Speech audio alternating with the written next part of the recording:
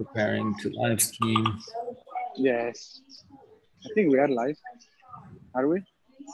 Yeah, I guess. I still Yeah, see it. cool. So, hi folks, Lele here, and welcome to the present show. So today we have another story because with us there is Cheyenne. So Cheyenne. So I'm gonna leave now because I have to board to a plane. So I will leave you in the good hands of MindfulPat. Important is that I will do a mindful flying. Meanwhile, I'm going during the present show. So don't forget all to be mindful and listen to the story of Cheyenne because I think it's a interesting story. We met with Cheyenne 3 months ago, I think, and that's actually the show about. Let's hear what she has to say about mindfulness since she actually discovered it when we met together. So, Pat, Cheyenne, have a good show and hi everyone. Have a good flight, Lele. Thanks for being. Bye. So welcome, Cheyenne. Welcome everyone that's watching.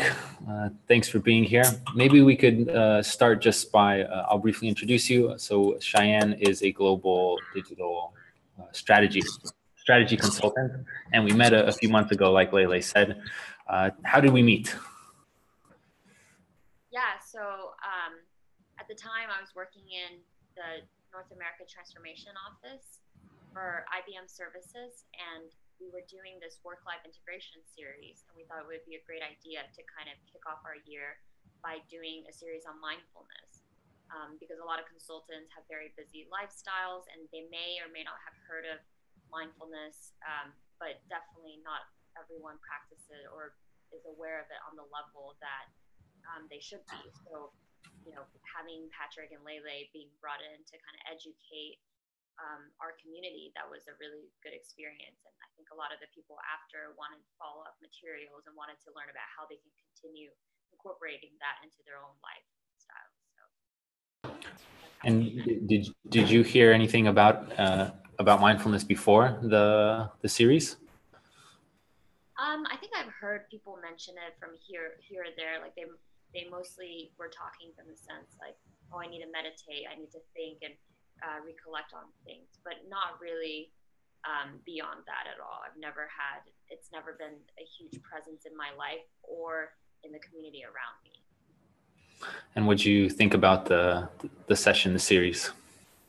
Yeah, so I think one thing that really stuck out to me was the fact that you, Lele, and our guest speaker at the time, Bethany, were all juggling so many different things, with regards to your job and life, but yet we're able to handle it and have such a positive attitude. And it didn't seem like any of the stress affected you all at all. And I think from that, I kind of gathered maybe there is something to be said about taking a step back and really having control of your life rather than letting your busy lifestyle control you. And so I think ever since that, I've been a lot more cognizant about, this is what I need to do throughout the day for myself, like for my brain, for my body. And then I'm not going to let anything that comes up with regard to my work schedule or things that happen to kind of disturb that. And I think that's been very, very helpful. Because a lot of times when I'm going through like stressful times or busy times,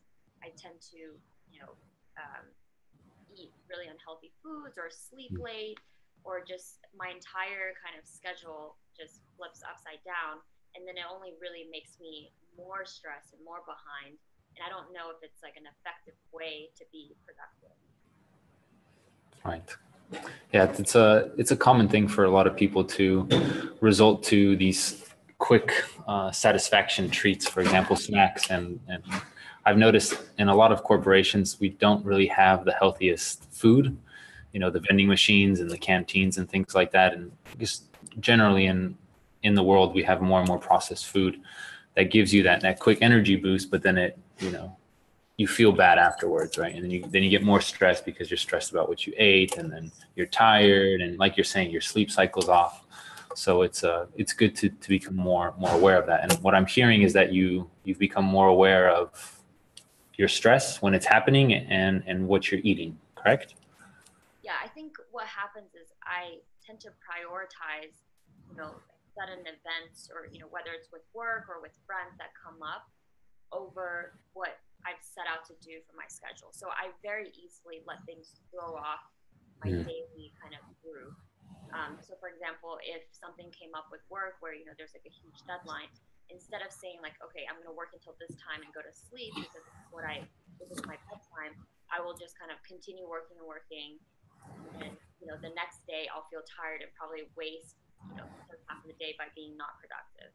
Right. And similarly, if there's issues that come up with friends and family, I'll just kind of let that affect my mood instead of really taking a step back and thinking, okay, what is something productive I can do about this? Or maybe like right now it's not the time to think about it. Maybe once I finish the workday or once I have a little bit of time to really dedicate to solving this issue, just kind of organizing and segmenting your life in a way that's the most productive. That's something that I have trouble doing, but that I'm aware of and is trying to do more. I think like eating at regular times, eating food that's not being processed, working when I should be working, and then enjoying myself when I should be enjoying myself, rather than being like, okay, I have a big project due, so I'm just going to continue working throughout my weekend, and then I end up not enjoying my time off. So it's kind of, so it's the whole unplugging aspect, but then also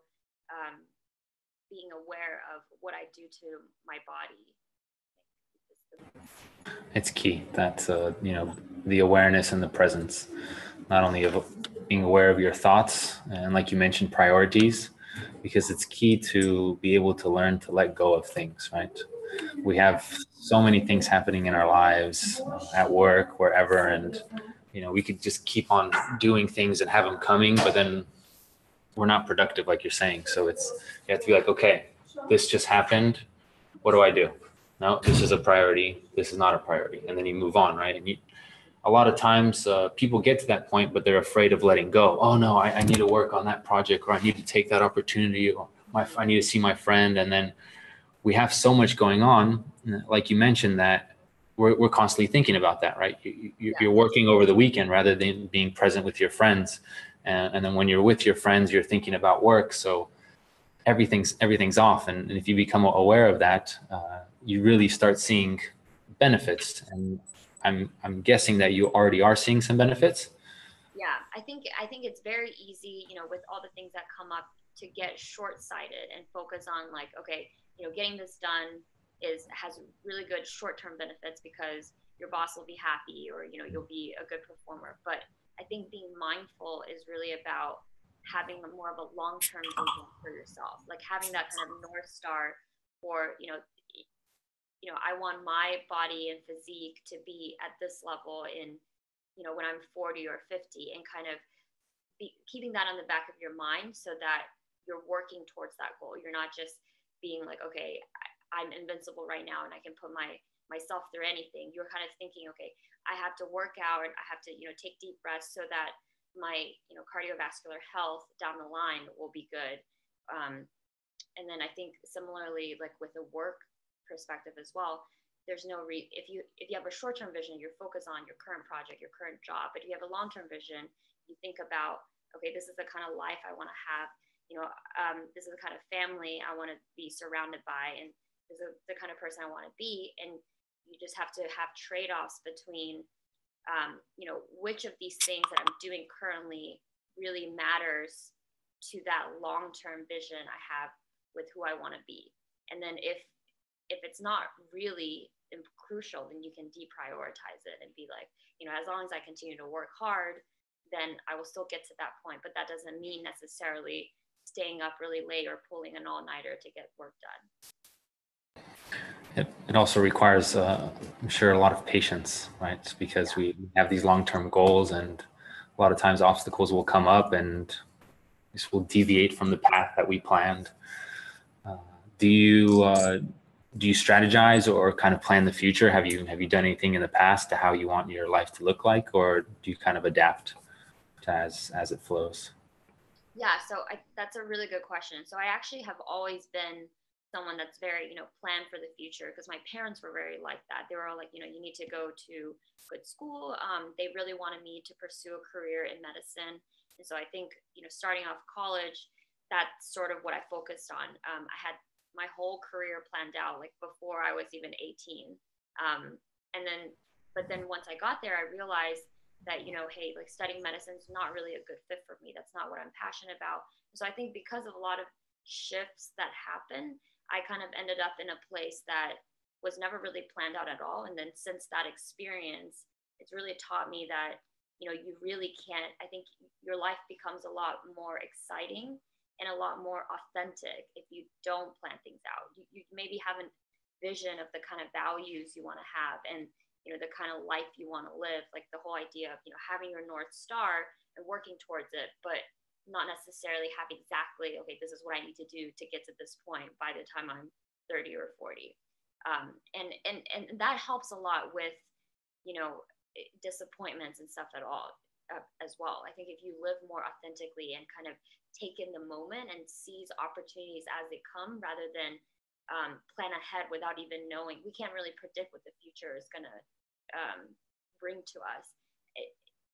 That I think helps you become more mindful and appreciate, you know, who you are now versus like always working towards that goal that's not even going to come into fruition until 10 years later.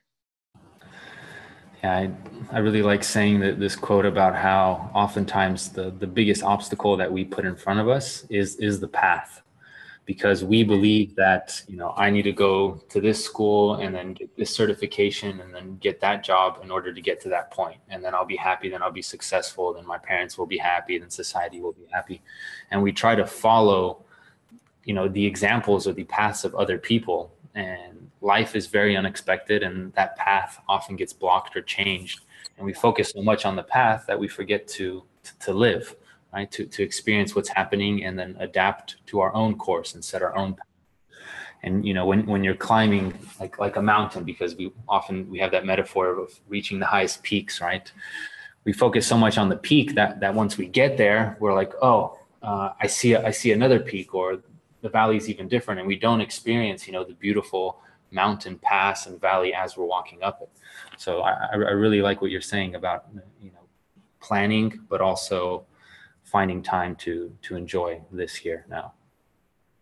Yeah, no, definitely. I think, and then something else that you just said that really resonated with me is that not only the fact that if you're planning ahead, you don't really enjoy the moment or the journey to getting there, but also if you are constantly trying to mold yourself into other examples of people you want to be, you're not really being authentic and really taking into consideration and paying attention. Okay, this is what makes me happy. This is, you know, doing this type of work gives me energy, or like being around this type of people gives me life. You're more like, okay, I want to be this type of person, even though if you once you actually do become that type of person, you might realize you don't actually appreciate or care about any of the things that those types of people care about. So I think it's actually really important to constantly pay attention to your surroundings. And now I try to, at every single event I go to, any kind of social event or work event, I always ask myself, okay, do I actually like being here? Like, do I like this type of environment?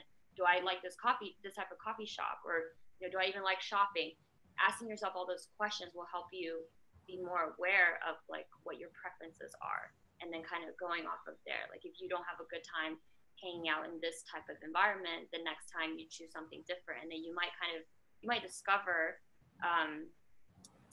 things that you might never realize about yourself. Like I never thought of myself as like a nature or like athletic type of person, but then I think recently, because I've been focused more on my health, I've been going to a lot of these, you know, group fitness classes. And then in the beginning, it was very, very difficult because I think I wasn't, you know, at that level of like my body wasn't at that level. But then the more and more I go, the more I realize, okay, this actually makes me really excited. It gets my heart pumping, and then I come out feeling really good about myself. And so I think now I've kind of started this whole journey of,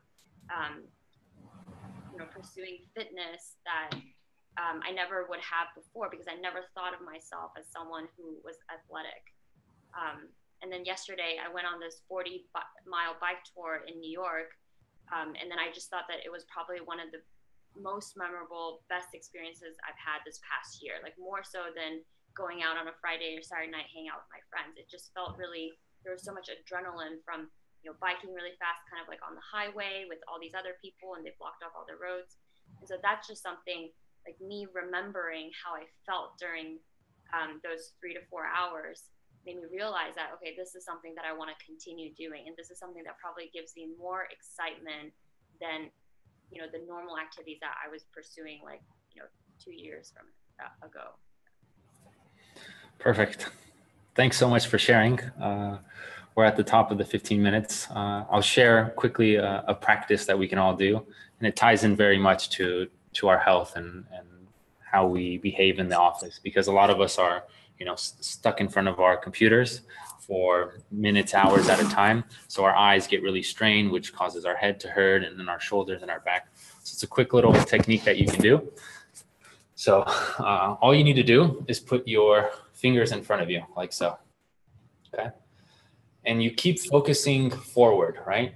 But you're also very aware of your surrounding. And all you do simply is slowly start bringing your fingers to your sides, but still keep them in your eyesight, and then bring them back. And one more time, looking forward and coming back. It's a good way to keep the strain off the eyes and also give you that sense of how much really is going on and how big our awareness is. Thanks so much for sharing everything. We're glad to have you on the show. And any last final thoughts or words that you want to share with everyone? No, I think just like appreciate, you know, being alive and go be outside and enjoy the outdoors. It's beautiful weather out. So let's go outside. let's go outside. Bye, everyone. Thanks for watching.